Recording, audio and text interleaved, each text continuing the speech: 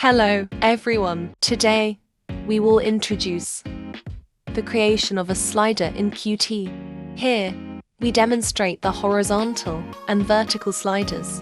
The slider is primarily composed of QSS. Let's first examine their QSS.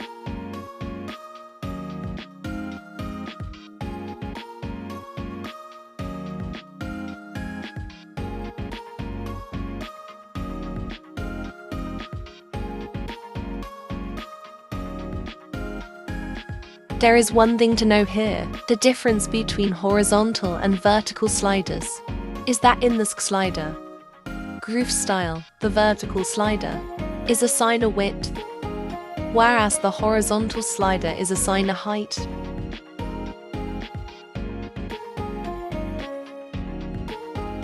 Here, in order to clearly observe the value changes of the slider, we have added a label.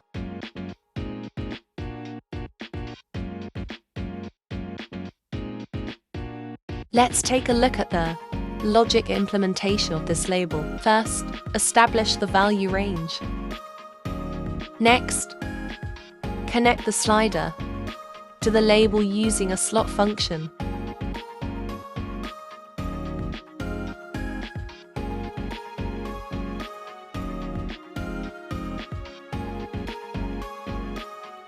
Let's take a look at the results.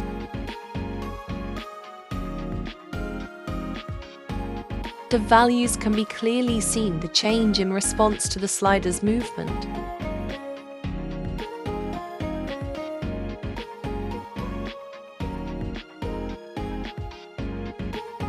The values can be clearly seen to change in response to the slider's movement.